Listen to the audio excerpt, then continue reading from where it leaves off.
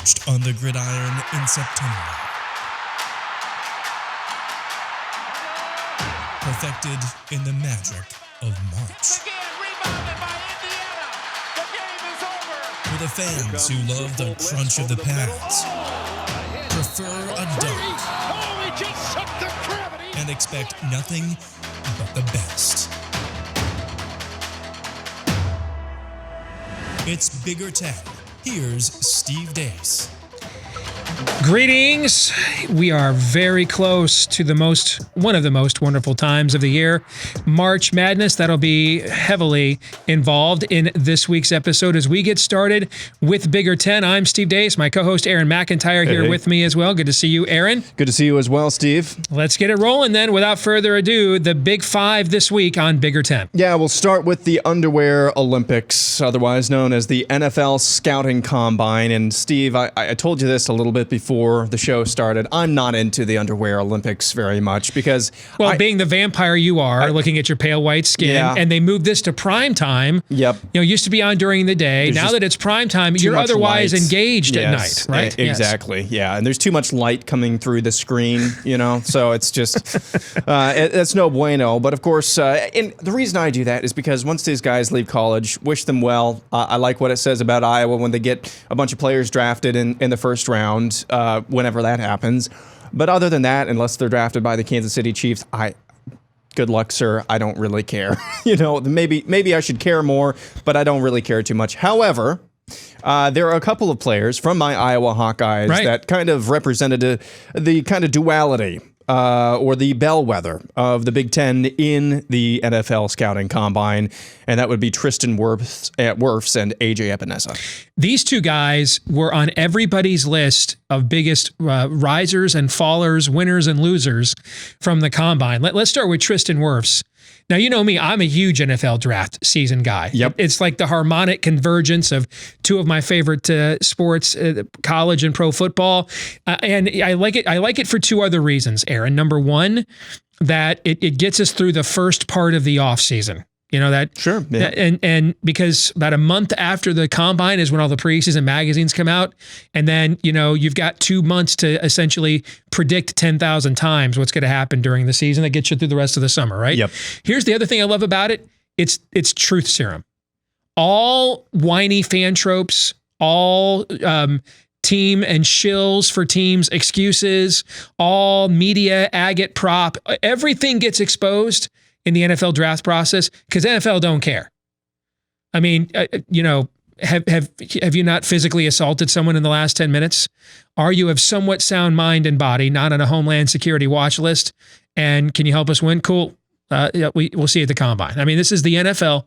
It stands for not for long, So the NFL don't care. If you can help us win games and you're not on the FBI's 10 most wanted list, then we're down to clown. And so the NFL, it's just cold, calculating, clinical. Nobody feels like they've got to spin something or, worry about, if this gets out, will it hurt our recruiting class? Everything gets exposed, how tall guys really are, how talented your team really is, how well coached they are. And you can even hear the scouting reports when they say about a quarterback, well, that guy can't read defenses, and you knew that as a fan. It's just your head coach just lied to you about that for 11 weeks to cover it up, right? And that's the thing I love about it. And two guys from the Big Ten, they just happen to both be from your school, but the two guys from the Big Ten that made the most headlines at the Combine were Tristan Wirfs and AJ Epenesa. Tristan Wirfs had arguably the greatest workout by an offensive lineman of all time. And when we had in the same Combine, when Mekhi Becton at Louisville at 360 pounds, weighed in with 17% body fat at that weight and ran like a 4.8 or 5 flat 40, like an incredible time. I mean, for Tristan Wirfs all time was, I believe, in the 90 plus percentile of every single physical attribute in the history of the NFL Combine. Is that good? That's really good. Going back, we didn't have like stats in the 70s. So, last 25, 30 years, I mean, I think it's the greatest workout any offensive lineman has ever had that I'm aware of. And, I followed this stuff pretty closely over the years. It was absolutely incredible, the stuff that he put on. And it wasn't just the 40-yard dash, but you're looking at the agility drills, the short shuttle, the 3-cone, all that other stuff. We just don't see men at 300 pounds. I mean, I think that John Gruden said this about Isaiah Simmons of Clemson, but I think it applies here. Are you from planet Earth? Okay. Because Earthlings just at his size just don't move. I mean, look at those legs. Yeah. I wasn't going to say anything, but holy crap. Yeah. I almost said, look at those thighs, then realized that's a dude code violation. Look at those quads. Like freaking tree trunks. And keep in mind how large those are, and then the mobility and flexibility with that size of leg. It's incredible. I mean, and the University of Iowa, right on cue, put out a video this weekend of Tristan Wirfs doing like a standing broad jump out of a pool. Did you see this? Oh yeah. He's like in a pool, like it's like chest high. Mm-hmm. So he's got all that water weight, and he does like a standing broad jump out of the water, makes dude, it look like nothing. Onto the deck. Yep. Are you freaking kidding me with that? All right. So Tristan Wirfs was probably the biggest winner out of the Big Ten at the NFL Combine, and I would say AJ Epinesa was the biggest loser. I mean, if Tristan Wirfs was having an all-time great workout, when you consider the numbers that AJ Epinesa put up these last couple of years, 20 sacks, like 32 tackles for loss. Yep. This is one of the worst workouts an edge defender with those kinds of numbers I've ever seen have. Well over 5 seconds in the 40. His other agility drills weren't that good, did not show a lot of explosiveness. And this is going to be one of those, when Mike Mayock used to be on the NFL Network before he went to work for the Raiders, and there would be a workout that was either way above where he had a guy ranked based on the tape or way below. And Mayock would always say, that's a workout that's going to have me going back to the tape, because you're going to have to figure out from an NFL perspective, because the measurables simply aren't there from a pure raw athleticism. So, Aaron, you're going to have to figure out when you watch his tape, the things that he did to get an edge, because he wasn't just physically dominating guys, okay? And so the things that he did to get an edge, that his craftsmanship, his technique, is it precise enough that it can still be highly successful at the NFL level against even better athletes? And so he's one guy that you're going to see scouts, and this is a guy that a lot of people thought was a top 10 pick heading into this season. I've seen mock drafts with him falling all the way out of the first round now. So I think that there's going to be a lot of talk and going over every rep of film on Epenesa to ask themselves, how did he get those numbers in such a good league? And does that carry over to the NFL? Because he's just not going to physically dominate guys. And that's part of the reason why I don't really pay attention to the scouting combine too much. Now I get it. I get it that it's just there for the NFL to measure what you can from an athleticism standpoint. Mm-hmm. What I hate about the combine is how much the media makes out of it afterwards. Right. The big thing, and it's always a different quarterback every year. The hands are too small. Yeah. The hands are too small. I'm with you on Joe that. Burrow's hands are too... Okay, come on now. It's always the media that always makes it. So when they go back to the tape, they're going to see moments like when they played Minnesota, where basically AJ Epinesa single-handedly won that game for the Hawkeyes by just absolutely wrecking Minnesota's offensive line towards the end of the season. They're going to be seeing AJ Epinesa taking over games and in crunch moments at times as well. And I've seen him play in person multiple times. I've obviously watch every game on the television. And he was often 1-on-4 on your defensive line this year. Him against the entire opposing offensive line, basically. Yeah, and he is a freak of nature, and he is so technically proficient as well. Now, having said that, he's only played for 3 seasons, only one of which he was an actual starter for. So he's definitely got room to grow as well. But I think those are the things that are going to determine where NFL teams actually end up looking at him. Not necessarily. Now it is, running over 5 seconds on a 40. Yeah. that's still a yo. Yep. That's not nothing. That's not. I don't mean to downplay because that, here's the thing. The thing with Burrow's hands was way overblown. Yeah. Okay, but the amount of quarterbacks who have ever been great in the NFL with hands below 9 inches is like there's nobody on that list. And so these measurables aren't like all encompassing. They're more of a framework, meaning that, for example, Nick Bosa, you watched him in the Super Bowl. You guys couldn't block him. Your Chiefs the whole game, right? Pat Mahomes took a snap and he was in the backfield. First read was Bosa. Right. Yes. Well put. He ran only like a 4.89 40 at the combine. Okay. So it's within now, it's within a framework, but there are some analytics that we do know that unless you have 1 in a million technical proficiency, like a wide receiver, you won't remember. But when I was a kid, a guy like a Steve Largent, okay, who might not beat you in a foot race, but is one of the all-time catch leaders in NFL history, okay? But I mean, he was, and I hate to point at the white guy, like Dan Patrick says that, who was gritty and gutty and smart, okay? Yeah. But this was the gritty, gutty, smart white guy who wasn't beating anybody. Like Jerry Rice just dropped a 4.58 40 at 50 years old at the combine for fun, okay? Steve Largent would have to run a 20-yard dash in 4.58, okay? But for every Steve Largent that can overcome that with the level of technical proficiency, 90% of guys can't at this level. And so there are certain frameworks, and Epenesa was essentially outside the framework on every single measurable, which just blew. But now here's the thing to keep in mind, okay? Sometimes guys just have a bad workout, right? Yep. I mean, one thing Iowa's football program is renowned for is its strength and conditioning program. Okay. Sure. And I would imagine there's been plenty of times that he ran a 40 faster than 5.25 or whatever he ran at the combine for Chris Doyle. So sometimes guys are sick, particularly this time of year. Mm-hmm. You're run down.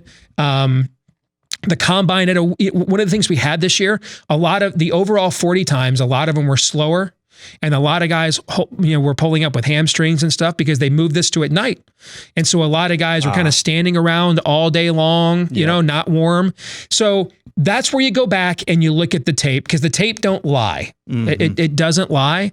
But it is fascinating to see when a guy who was in the backfield and as physically dominant, at least into the naked eye, as he was in his career, then goes out there and has a really, really pedestrian workout. So we'll have more NFL draft stuff here on the show as we get closer for sure. All right, but let's talk some basketball. Yeah, so Michigan State, good freaking gravy. What a comeback they've had over the last month or so. So on February 15th, I believe they had about a 7-point lead with 2 minutes left to go or thereabouts in their home game against Maryland. Right. It looked like they were maybe going to take that first step towards getting back to at least getting back into contention. They end up losing that game by 7 points. What's happened since then? They've gone to the road at Nebraska, just shellacked them.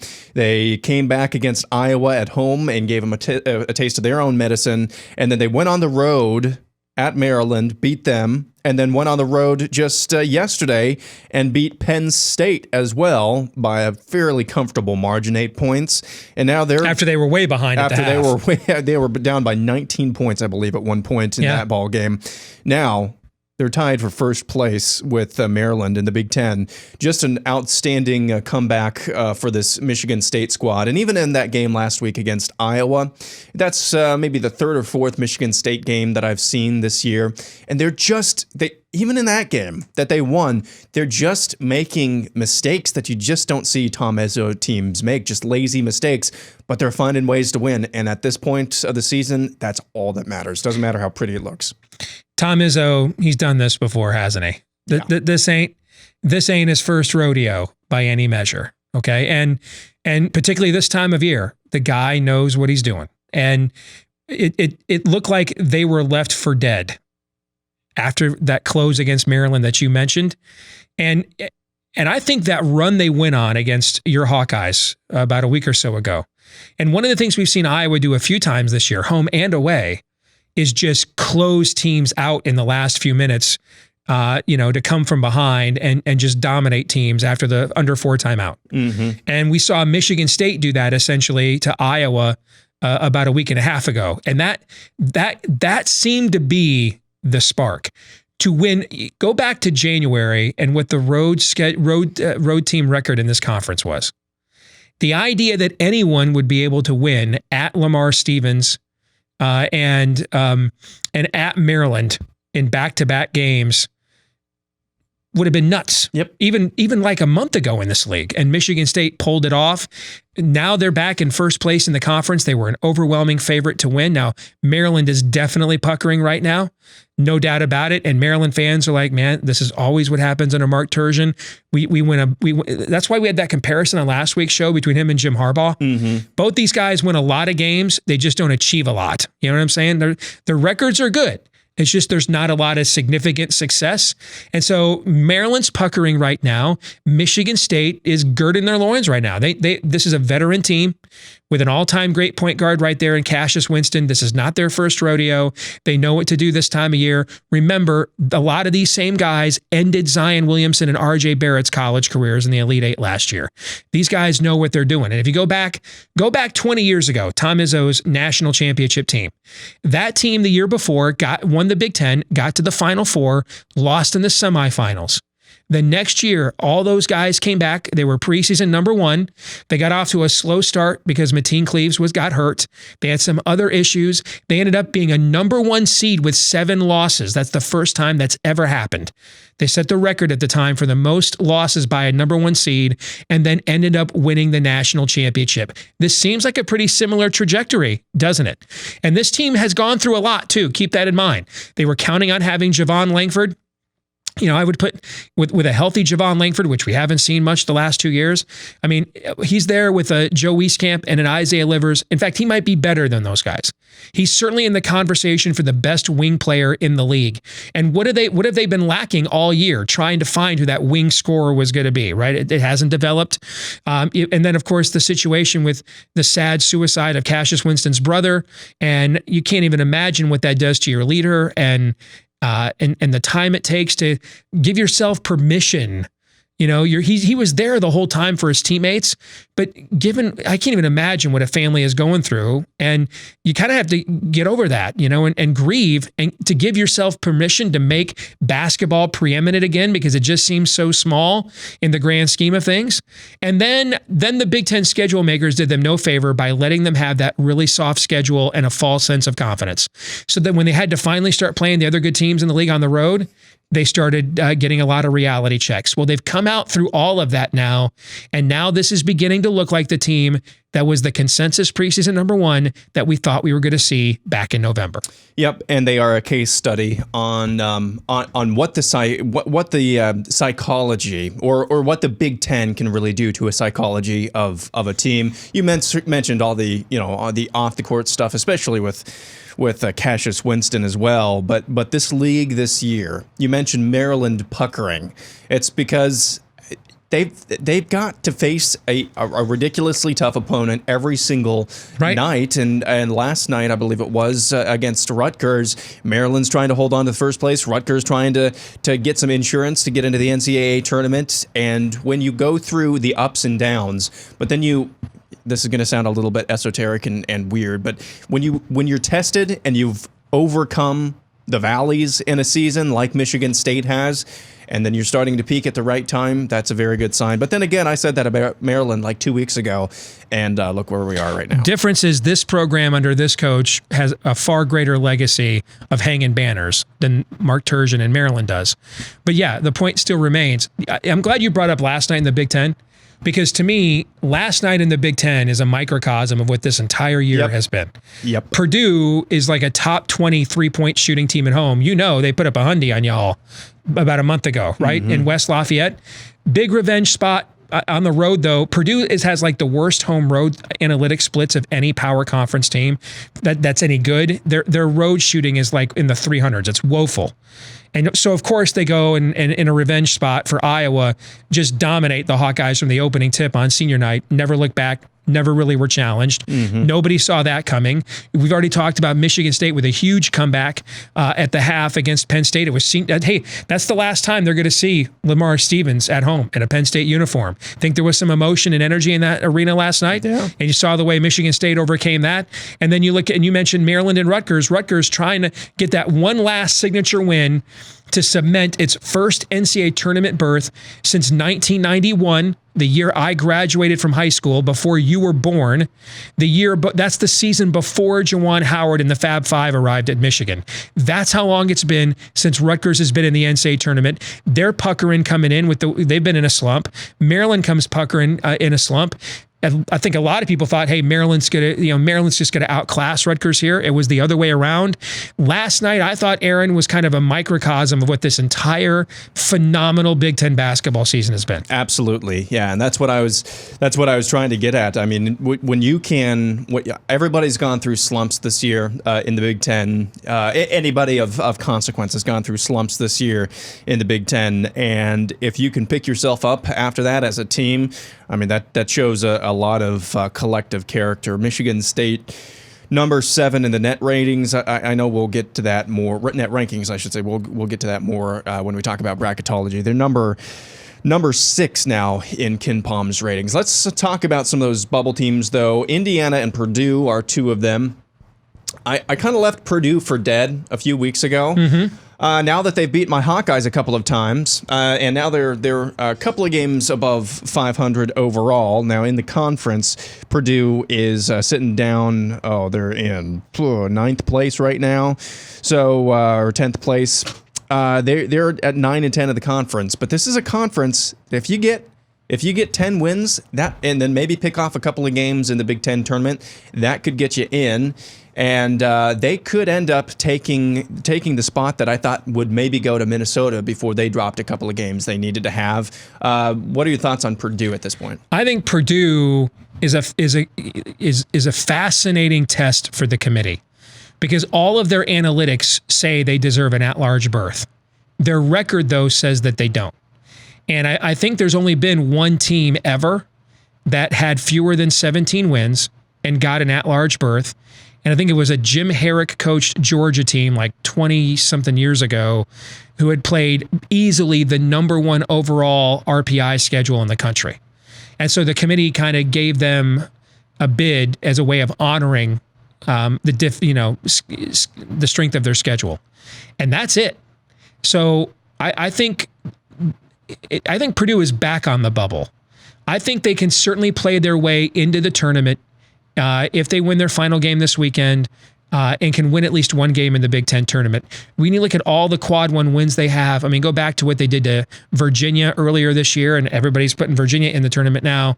We mentioned they dropped a Hundy on your Hawkeyes. We're talking about Michigan State winning the Big Ten championship. Dude, that was the worst defeat Michigan State has ever suffered in the history of the Michigan State-Purdue series, was earlier this year in West Lafayette. They have some high-quality wins. Their analytics say they're definitely one of the best 36 teams for an at-large berth, but the committee typically likes a gaudier record than that. Here's who they're ranked ahead of right now in the net rankings. Florida, Iowa, Illinois. That's surprising to me. Those are all teams that aren't even on the bubble, that everybody knows are all absolutely in for are locks for at-large berths. There's something I want to talk to you about the net rankings, and we'll do that when we get to bracketology. I think that's more appropriate for that conversation. How about Indiana? Indiana's sitting right there at, 8 and 10 in the conference, so they really need to win their last 2 games, and then they've got to win at least one in the Big Ten tournament if they even want a chance of getting into the big dance. Well, all the professional bracketologists love Indiana. And the reason why is they've got, I think, 6 or 7 quad 1 wins. And Indiana was a team that the net rankings were supposed to be able to correct.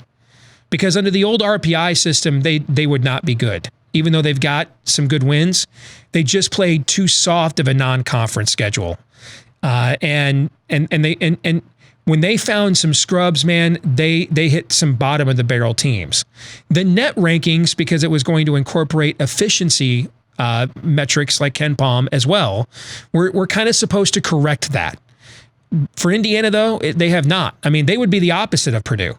I mean, you would see them way below several of teams that are considered bubble teams right now in the net rankings, and yet Indiana, by a lot of the bracketologists, is considered to be in the NCAA tournament. So I think the state of Indiana, the old Oak and Bucket rivalry there, Indiana and Purdue, for different reasons, and both of them could make this whole conversation irrelevant if they play well in Indianapolis next week. And let's face it, they're both going to have a lot of fans there, right? Okay.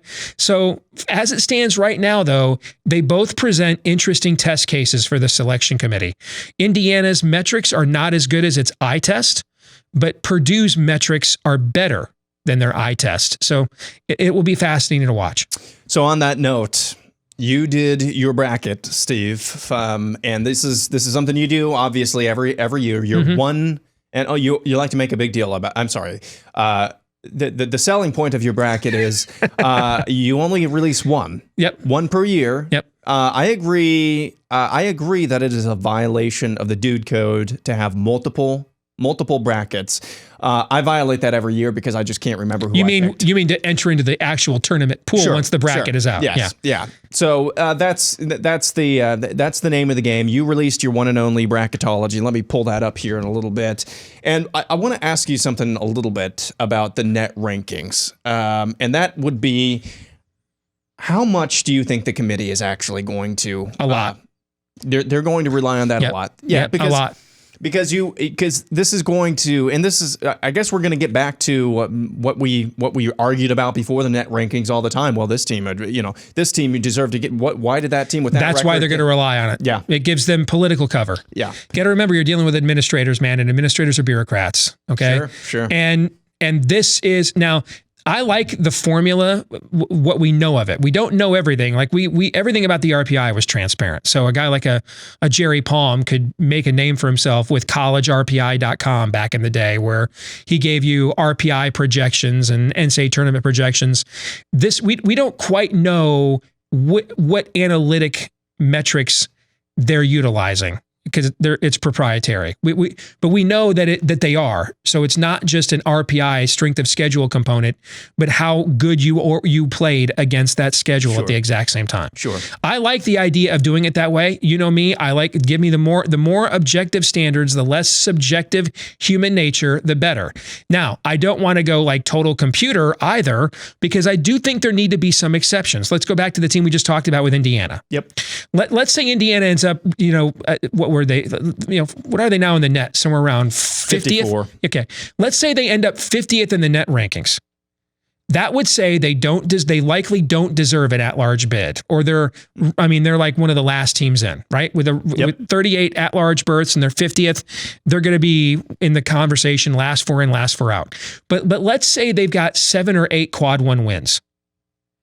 So if East Tennessee State loses in its conference tournament, and at last I checked in the net, I want to say they were around 40th. Okay. Yeah.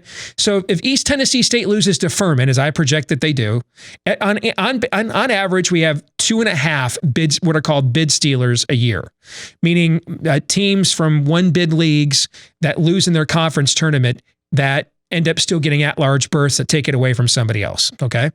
And this year we may have more with the balance we have in college basketball. We'll see with championship week getting going now. But let's say East Tennessee State loses in its conference tournament and it's 40th, and Indiana is 50th. That's 10 spots. If we go by the strict rote letter of the law, East Tennessee State should be in, right? But Indiana's got 6, 7, 8 quad one wins. Do you really believe on a neutral floor is East Tennessee State's a better basketball team than Indiana? I don't believe that. No. And so I think you bring committees in for the exceptions. I think we go to human nature for the exceptions, and we go to objective standards for the rule. Does that make sense? Absolutely. So I think the vast majority of the at-large field ought to be determined by the metric. You played 31 games if you played an exempt tournament, 3.5 months of games, right? Mm-hmm. You controlled your own fate. And everybody knows here's the metric you got to meet. Everybody knows that. And then I think you have the human element to decide those exceptions that prove the rule at the end. The reason I only do one bracketology a year is because I think this whole bracketology industry is way overrated. Like if you knew, like it's Sunday of Selection Sunday. The bracket comes out in an hour. The Big Ten tournament final is the last conference automatic bid to be determined. And chances are both of these teams that are playing in the game are both in, right? So you know who every automatic bid is, basically.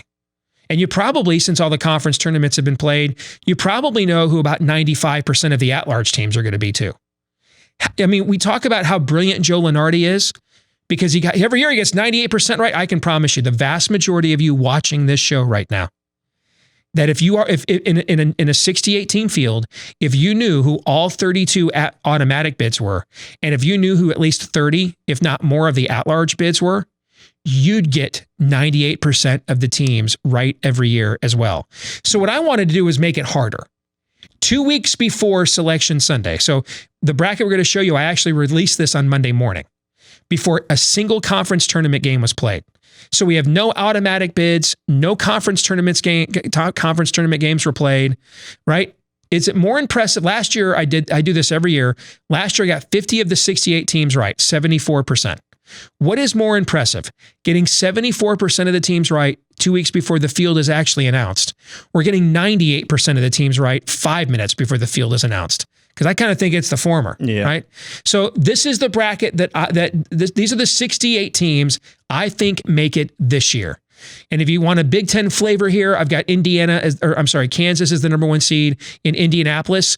Illinois as an 8 seed versus number 9 USC. These seedings are projecting how I think they'll finish the season, by the way. I've got Iowa going down to St. Louis as a 6 seed, playing the winner of the UCLA St. Mary's play-in game. And so that's what I have for the Big Ten in the Midwest. I've got Duke as the number 1 seed in the ACC. I've got Ohio State as the number 6 seed in this region, playing 11th seeded Loyola Chicago, kind of stealing a bid by winning the Missouri Valley because I still have Northern Iowa making it as well as an at-large. I've got Maryland as a number 2 seed against Vermont in Greensboro, and Rutgers is a number 10 seed up against Colorado in Greensboro as well, which means, yes, Rutgers and Maryland could play in the second round. Some of you may say, well, wait a minute, I thought teams from the same league couldn't play until the Sweet 16 anymore. They actually changed that rule a few years ago. And remember last year, it was here in Des Moines that game took place. Michigan State and Minnesota played in the round of 32. All right. In the West region, I've got Michigan as the number 6 seed in this region against another bid stealer. I think 11th seeded Nevada wins the Mountain West Conference. That takes a bid away from somebody else. That would be, and then they would be over in the Albany pod with Seton Hall, who I think is a really good team. And then in the South region, I've got Penn State. There you go. The number 5 seed against the winner of the Providence, Texas play-in game. I've got Wisconsin as a number 6 seed against New Mexico State. That's in Tampa in the Florida State pod. I've got Michigan State, the number 2 seed in Cleveland against Texas State. They would play the winner of LSU, Arizona State there in the next round. So as you look at my overall bracket, this brings us to our final topic. Give me your reaction, takeaways, questions, comments, insults. First of all, just selfishly, I like Iowa's draw right there. I would love that. Louisville is always going to be a hard team to play, but if you made it on to the next round, but you mean Kentucky? Let's see. Sorry. Yes. Yeah. No, I was looking at Ohio State's pod. You're right. It was Louisville. You're right. My bad. Yeah. So, I mean, you always want to play a team coming in off a play-in game, you would think anyway. And then St. Louis, there'd be a droves of Iowa fans that would drive down there. As far as draws that are really unfortunate, I'm listening to crazy voices in my head, Steve. Maryland versus Vermont. We've seen Vermont pull upsets in this tournament before, by the way. I asked Syracuse about that. I've seen Vermont play a couple times. They're no joke either. They're usually one of the best or better low major programs in the country. You're right about that. So that's one to keep an eye on. Colorado, Rutgers. I don't think Rutgers would have much of a problem with that. That's not a bad draw. But of course, you really don't want to face Maryland again too soon. But again, these are all neutral site games. Obviously, it's the tournament, so maybe that doesn't have as big of a deal.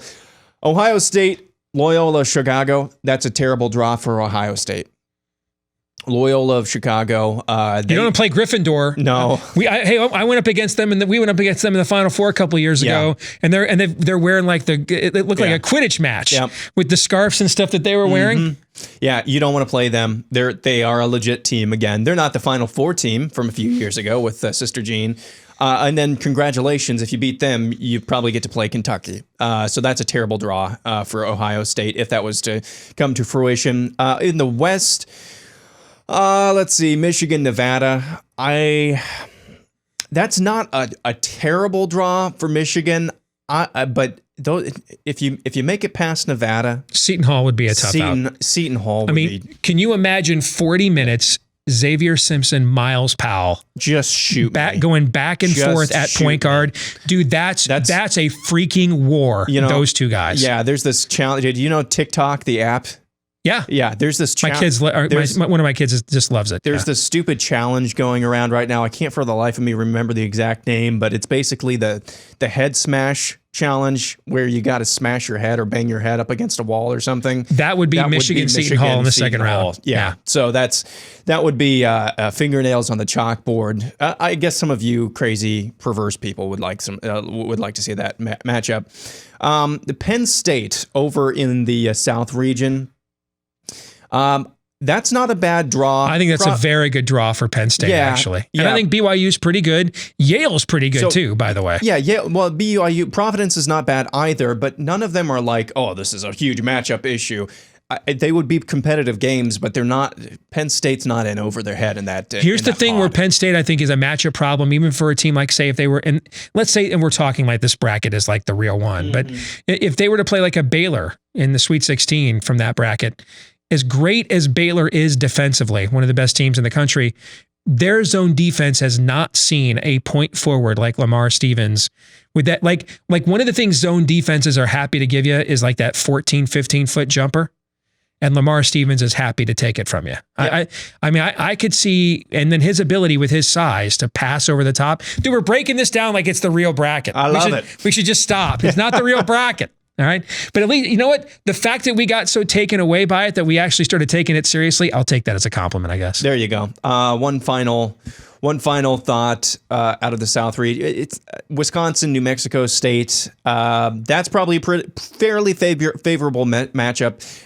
Completely differing styles, though, at least in that first round game, if that was to. And you're right. And Wisconsin, Florida State in a second round would be too. Yep. Where, Florida State just comes at you with so many bodies, and Wisconsin has that quirky 4 out, 1 in, lineup.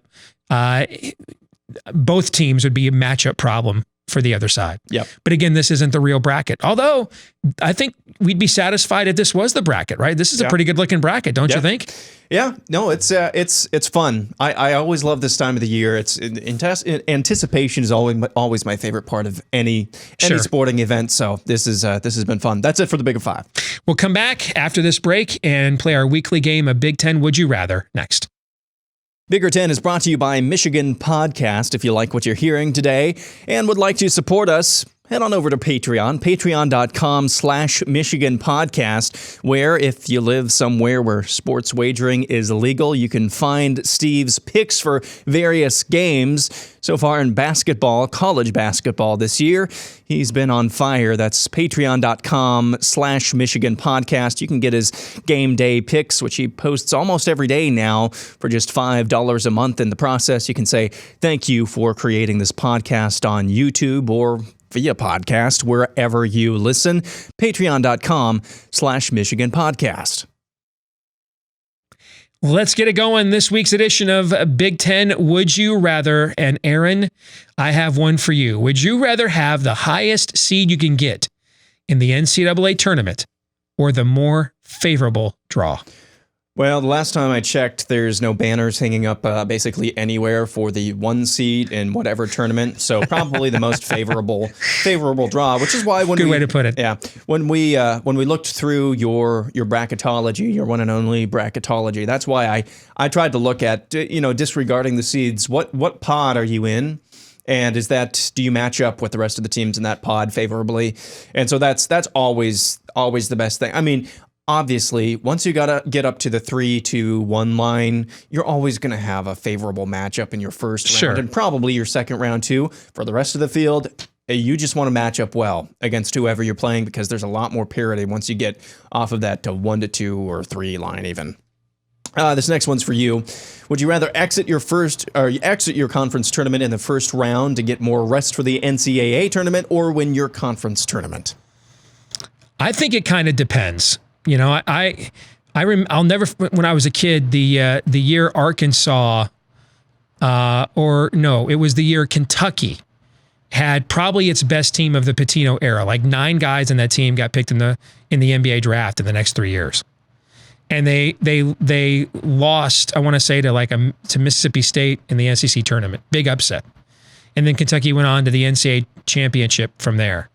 I want to say Arkansas in the old 40 Days of Hell, Corliss Williamson era, did the same thing. I remember the 2013 team for Michigan. We got bounced on Friday against Wisconsin. And, I mean, that Wisconsin team might have had one guy that could have, made our rotation. We just didn't show up. They wanted it more. They were more intense.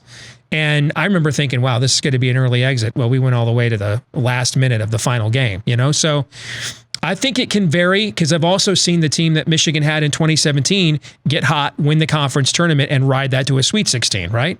So I think, we did that in 2018 too. I think it can vary, but this year I would rather see Michigan win the conference tournament. All right. For you, would you rather be the hunted? So basically I'm asking you, do you want to be Maryland or Michigan State this week?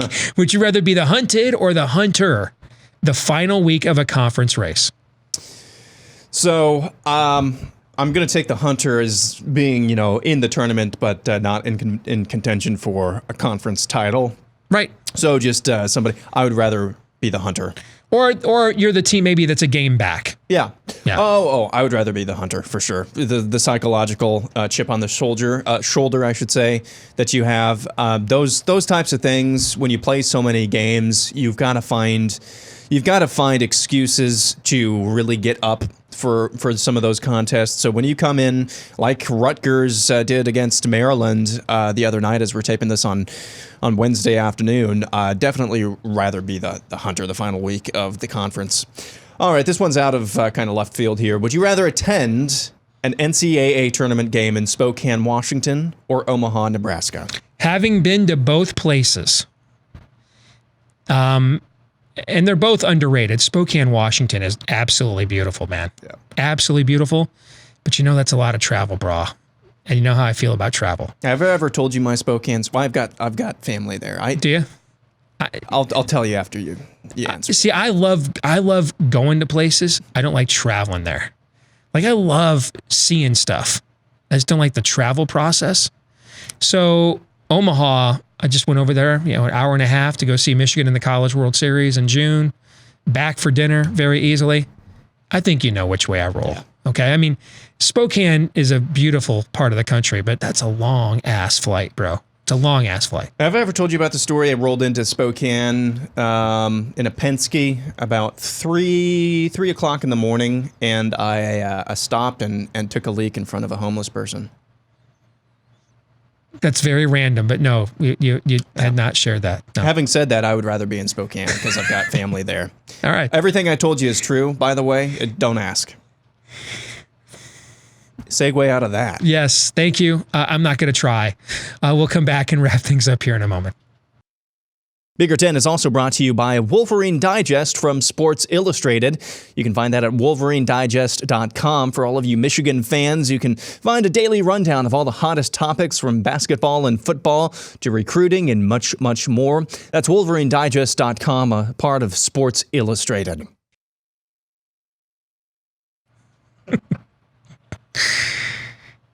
This week's Twitter poll, we asked you the same question we just discussed.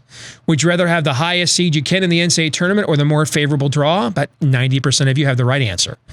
That's John Beeline's old axiom, and when he was at Michigan, he had the best NCAA tournament record of any coach in college basketball. It's about the draw, not the seed. The draw, not the seed.